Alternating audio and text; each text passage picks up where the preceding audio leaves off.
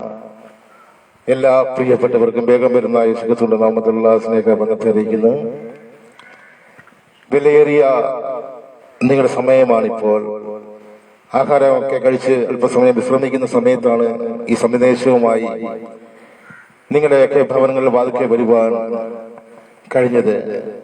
എങ്കിലും ജീവനിലേക്കുള്ള സന്ദേശമായിരിക്കുന്നത് കൊണ്ടും മനുഷ്യന്റെ ജീവൻ അപകടത്തിലായിരിക്കുമ്പോൾ അതിൽ നിന്നൊരു മോചനം നൽകുന്ന സന്ദേശമായിരിക്കുന്നത് കൊണ്ടും ഈ സന്ദേശം ഇവിടെ എത്തിക്കുവാൻ സർവശക്തനായ ദൈവത്തിന്റെ സ്നേഹവും കരുണയും വന്നതുകൊണ്ട് മാത്രമാണ് ഈ സമയം ഇവിടെ വരുവാൻ കാരണമാക്കിയിരിക്കുന്നത്.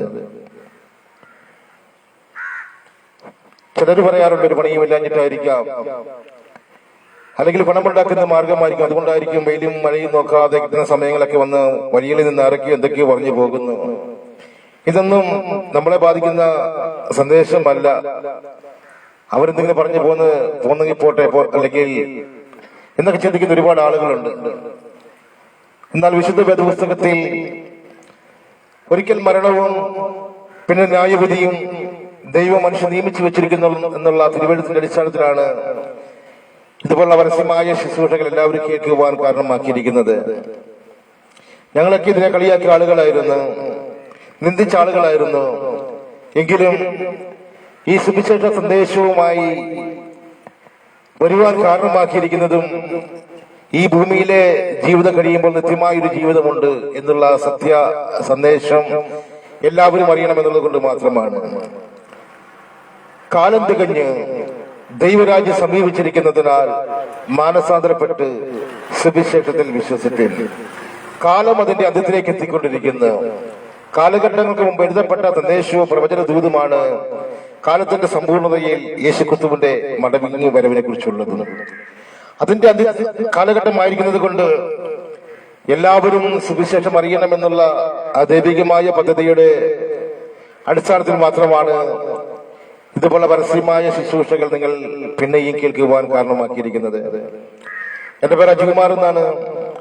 ഒരു ഹിന്ദു കുടുംബത്തിൽ ജനിക്കുകയും അതുകൊണ്ട് തന്നെ സുവിശേഷം അധികമായി നിന്ദിക്കുകയും കളിയാക്കി ചെയ്ത ഒരാളായിരുന്നു.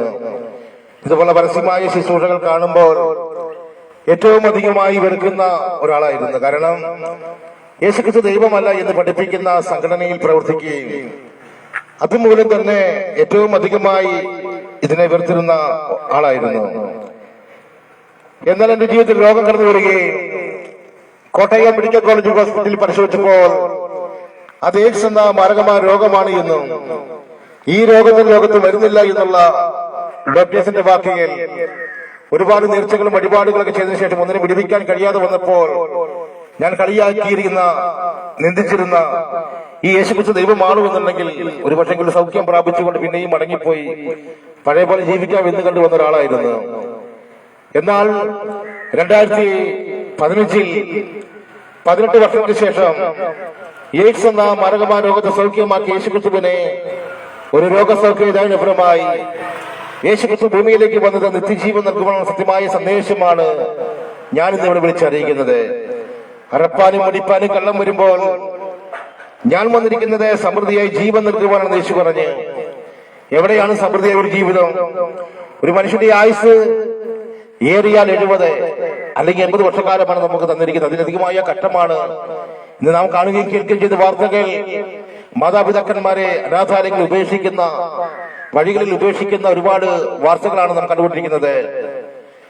ഇതുപരമായി വളർത്തി വലുതാക്കിയ മക്കൾ മാതാപിതാക്കന്മാരെ ഉപേക്ഷിക്കുമ്പോൾ അതിന് പിന്നിൽ എന്താണ് സംഭവിക്കുന്നത്? വിശുദ്ധ വേദപുസ്തകം വ്യക്തമായി പറഞ്ഞത് സ്നേഹമില്ലാതെ കൊണ്ടാണ് ഇതൊക്കെ ഉണ്ടാകുന്നത്. എപ്പോഴാണ് സ്നേഹം നഷ്ടപ്പെട്ടു പോയത്? വിശുദ്ധ വേദപുസ്തകം വ്യക്തമായി പറഞ്ഞ ഏതെങ്കിലും പാപം ചെയ്തപ്പോൾ അനുസരണക്കേട് കാണിച്ച നിമിത്തം സ്നേഹം നഷ്ടപ്പെട്ടു പോകുവാൻ ഇടവന്ന് മനുഷ്യൻ സസ്നേഹികളും ദ്രവ്യാഗ്നികളുമായി മാറുവാൻ ഇടവന്ന് അതുകൊണ്ടാണ് പാപത്തിലേക്ക് മനുഷ്യൻ പിന്നെയും പൊയ്ക്കൊണ്ടിരിക്കുവാൻ കാരണമാക്കിയിരിക്കുന്നത്. അപ്പൊ പാപത്തിലായിരിക്കുന്ന മനുഷ്യൻ പാപത്തിൽ രസിക്കുമ്പോൾ ഒരു നിത്യമായൊരു ജീവിതമാണ് നമുക്ക് നഷ്ടപ്പെട്ടു പോകുന്നത്. ഞങ്ങളുടെയൊക്കെ ജീവിതം പാപത്തിനകത്ത് ജീവിച്ചൊരു ജീവിതമായിരുന്നു. മദ്യത്തിലും മയക്കുമരുന്നിലും മറ്റു ലഹരി പദാർത്ഥങ്ങൾ ഉപയോഗിച്ചുകൊണ്ട് ഞങ്ങൾ കാണിച്ചു കൂട്ടുന്നതാണ് ഏറ്റവും നല്ല പ്രവൃത്തികൾ ഇന്ന് കണ്ട് ചെയ്തു കൂട്ടിയ ഒരുപാട് ദുഷ്പ്രവൃത്തി ഞങ്ങളുടെ ജീവിതത്തിൽ ഉണ്ടായിട്ടുണ്ട്. ആരെയും വകവെക്കാതെ, ആരെയും അനുസരിക്കാതെ സ്വന്തക്കാർക്ക് നാട്ടുകാർക്ക് തലവേദനയുമായി ജീവിതമായിരുന്നു. ഒന്നിനും ഞങ്ങളെ വിടുവിക്കാൻ കഴിയാതെ വന്നപ്പോൾ ഞങ്ങളെ തേടി സുവിശേഷമാണ്, ഞങ്ങളെ രൂപാന്തരപ്പെടുത്തിയ സുവിശേഷമാണ്. അതുകൊണ്ടാണ് ഞങ്ങൾ വഴിയോരങ്ങളിലും തെരുവോരങ്ങളും വിളിച്ചു പറയുന്നത്, മറ്റൊരുത്തലിൽ രക്ഷയില്ല. നരക്ഷിക്കപ്പെടുവാൻ ആകാശത്തിന്റെ കീഴിൽ മനുഷ്യരുടെ ഇടയിൽ നൽകപ്പെട്ട ഒരേ ഒരു നാമമേ ഉള്ളൂ, അത് ഞങ്ങൾ ഉയർത്തുന്ന കർത്താവായ യേശുക്രിസ്തുവിന്റെ നാമമാണ്. ഈ നാമത്തിന്റെ മുന്നിൽ എല്ലാ മുഴങ്കാലും മടങ്ങും, എല്ലാ നാമം പാടും, യേശു മാത്രം കർത്താവ് എന്ന്. അപ്പൊ എന്താണ് സുവിശേഷം?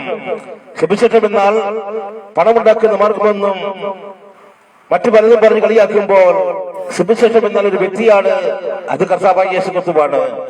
ധന്യനായ പൗലോസ് ഇങ്ങനെ പറയുന്നു, ദാവീദിന്റെ സന്തതിയായി ജനിച്ച് മരിച്ചു അടക്കപ്പെട്ട് ഉയർത്തെഴുന്നേൽക്കുന്ന യേശുക്രിസ്തുവിനെ ഓർത്തുകൊള്ളുവിൻ, അതാകുന്ന സുവിശേഷം എന്ന്. ഈ സുവിശേഷം എവിടെയെല്ലാം വെച്ചിട്ടുണ്ടോ, ഏതെല്ലാം ദേശങ്ങളിൽ എത്തിയിട്ടുണ്ടോ, അവിടെയെല്ലാം വെളിച്ചം കൊണ്ടുവരാൻ വന്നിട്ടുണ്ട്. വെളിച്ചമായ ക്രിസ്തു, ഞാൻ ലോകത്തിന്റെ വെളിച്ചമാണ് എന്ന് പറഞ്ഞ ആ ക്രിസ്തുവിന്റെ വരവിന്റെ മുന്നോടി എന്ന് പറയണം.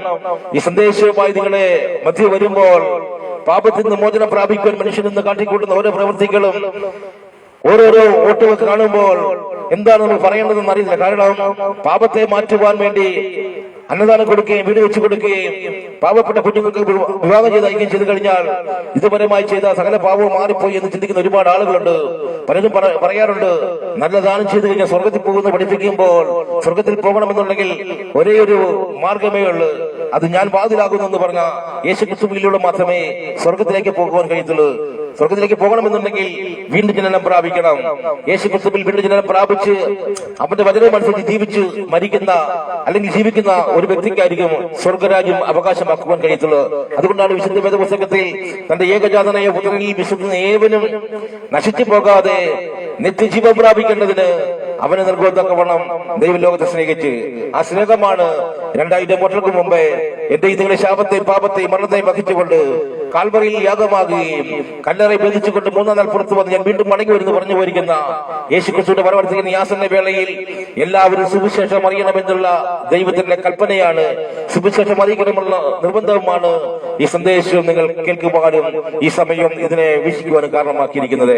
എല്ലാവരും സുവിശേഷം കേട്ടുകൊണ്ട് വിശ്വസിക്കുമെന്നല്ല വചനം പറയുന്നത്, എല്ലാവരും അറിയണമെന്നുള്ളതാണ് ദൈവത്തിന്റെ കൽപ്പന. കാരണം ഞാൻ ആദ്യം വായിച്ച വേദഭാഗം, ഒരിക്കൽ മരണവും പിന്നീട് ന്യായവിധിയും ദൈവ മനുഷ്യൻ നിയമിച്ചു വെച്ചിരിക്കുന്നതിനാൽ മരണം കൊണ്ട് അവസാനിച്ചു പോകുന്നതല്ല മനുഷ്യന് ദൈവമായിട്ടുള്ള ബന്ധം. ഒരിക്കൽ യേശു ഇങ്ങനെ പറഞ്ഞു, എന്നിൽ വിശ്വസിക്കുന്നവൻ മരിച്ചാലും ജീവിക്കുമെന്നാണ്. അപ്പൊ മരിച്ചു കഴിഞ്ഞാൽ ജീവിതം ഉള്ളത് കൊണ്ടാണ് യേശു അങ്ങനെ പറയാൻ കാരണമാക്കിയിരിക്കുന്നത്. മരണത്തിനപ്പുറമായ ഒരു ജീവിതം നമുക്ക് മുന്നിൽ വെച്ചിരിക്കുമ്പോൾ അതിനെ നഷ്ടപ്പെടുത്തി കളയാതെ ഈ സമയം നാം അത് പ്രയോജനപ്പെടുത്തേണ്ടതാണ് എന്നാണ് ഞങ്ങൾക്ക് ഓർമ്മപ്പെടുത്തുവാനുള്ളത്. ഒരു പക്ഷേ ഇനി ഒരു സുവിശേഷം കേൾക്കുവാനോ കാണുവാനോ നമുക്ക് കഴിയുന്നതല്ല. മരണനിശ്ചയമാണ്. നമ്മൾ കാണുകയും കേൾക്കുന്ന വാർത്തകൾ, ഇന്ന് കാണുകയും കേൾക്കുന്ന വാർത്തകൾക്ക് അധികമായി മരിക്കുന്ന 30 വയസ്സ് താഴെയുള്ള ആളുകളുടെ മരണമാണ് ഏറ്റവും അധികമായി വന്നുകൊണ്ടിരിക്കുന്നത്. പണ്ടൊക്കെ ഒരു മരണം ഉണ്ടാകുന്നത് 80 വയസ്സ് 90 വയസ്സൊക്കെ ഒരു വാർത്തയായിരുന്നു പത്രങ്ങളിൽ കാണുവാൻ കഴിയുന്നത്. എന്നാൽ ഇന്ന് കാണുന്ന വാർത്ത 30 വയസ്സിന് താഴെയുള്ള മരണങ്ങളായിരിക്കുമ്പോൾ നാം തിരിച്ചറിയണം, ഈ മരണം ഇത്രയും വേഗം നമ്മുടെയൊക്കെ ഇടയിലേക്ക് വരുവാൻ കാരണമാക്കിയിരിക്കുന്നത് എന്തുകൊണ്ടാണെന്നുള്ളത് നാം തിരിച്ചറിയണം.